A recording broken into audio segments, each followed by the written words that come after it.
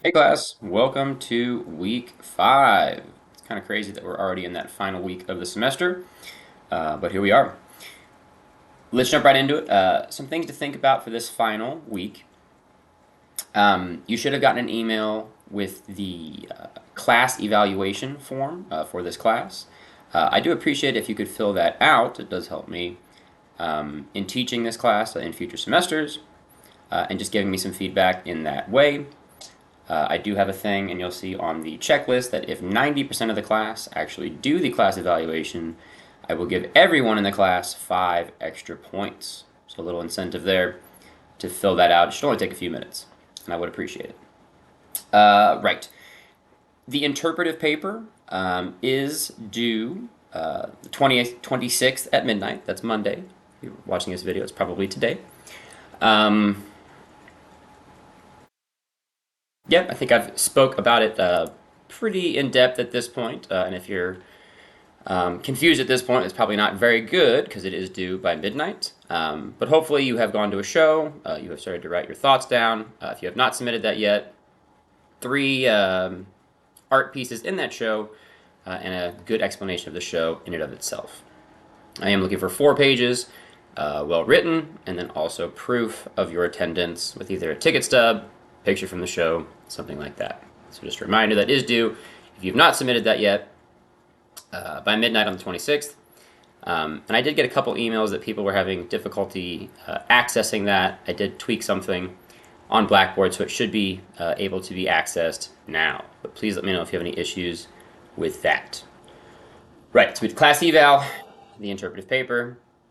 Everything else this week is pretty straightforward. You're going to read a chapter, look at a lecture, do an art assignment with a discussion board, like we've done every week. But the big thing to talk about here for this final week is going to be the curate an exhibition final project. Remember, you can use multiple websites or databases for your art looking up, but I do recommend Google Arts and Culture, which there is a link down below. It gives really good information. It also gives all the information that I'm looking for as far as the required information for those art pieces, which the required information is going to be the title, the artist, the size, the medium, and the year that it was created. I have actually already gotten a few good questions on this, a couple things pertaining to this. If your work doesn't have specific dimensions, you can give me estimates. There will always be things like that. Sometimes with street art or larger pieces, they might not actually have the exact dimensions, but you could also say room size or a full wall, something to describe that size if you're working with much larger work or maybe work that doesn't have as many specifics as I'm looking for. Also remember that that show can be anything that you want.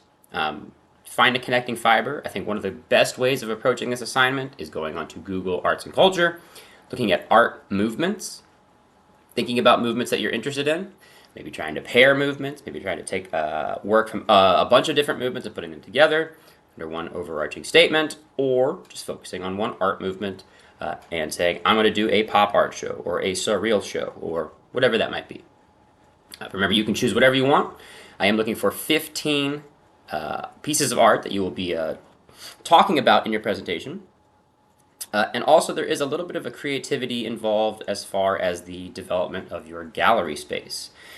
Remember, you can put the show anywhere you want. It could be just in a white cube, traditional gallery, or it could be in the Guggenheim, or it could be in the Louvre, or it could be in outer space. I don't really care what it is. Really, your imagination is the only limitation there.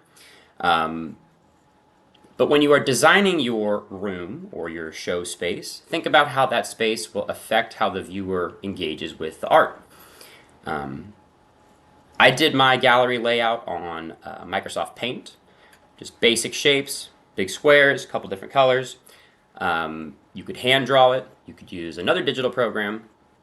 Doesn't matter to me. But do keep in mind that that gallery layout will be continually referenced throughout the presentation, as we are going to try and walk a viewer through the entire show.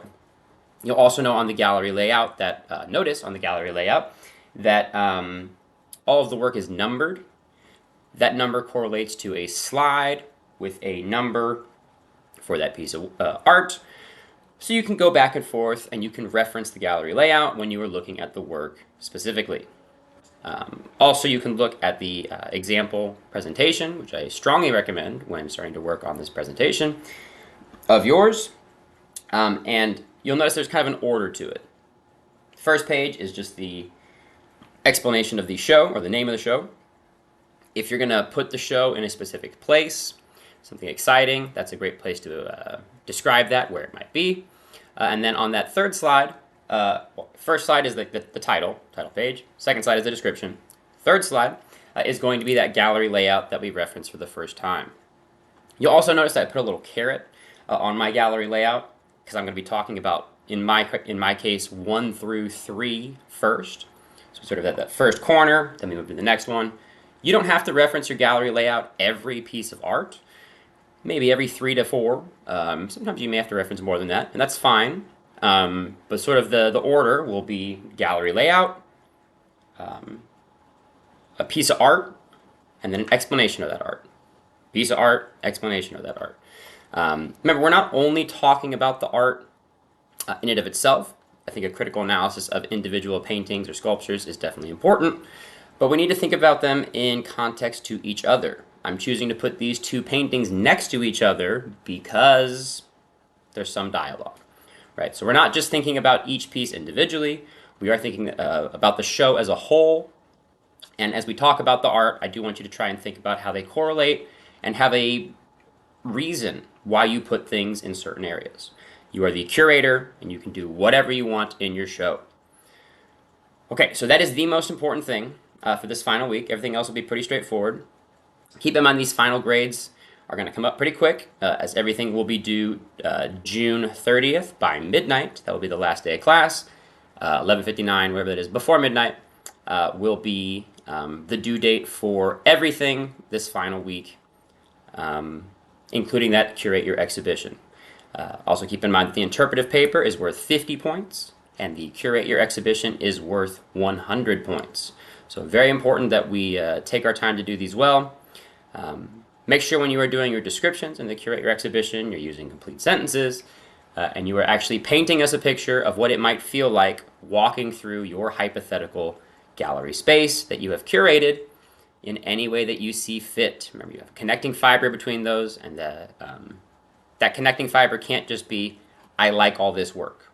There has to be a little bit more thought process to connect all of that work together. Okay, so let's just review one more time.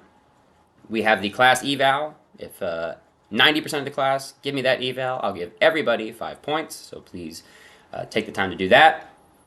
Interpretive paper, 26th by 11:59, June 26th by before midnight. Please have that submitted. And then all the other things for this week should be fairly straightforward as far as the reading, the lecture, the art assignment, and the discussion board. And then the biggest thing to really be focusing on this week that's different is that final project, the curate your exhibition. Please do reference the example that I have given. I think that will be one of the best ways of understanding what I'm looking for. I'm a very visual person, and I think a visual can be beneficial when planning. Also keep in mind you can choose to do different things on your presentation and be a little creative as far as the slides in PowerPoint that you are using, or Google Docs, or whatever it is. But I would recommend to kind of keep it consistent. Like whatever the design of the slide is, use it all the way through. Don't get too crazy with word art or things like that. Sometimes it looks a little gaudy. Okay, hopefully that's fairly straightforward. Look forward to seeing all of your work this final week. Good luck, and yeah, everything will be due once again Friday before midnight, June 30th. Thanks, guys.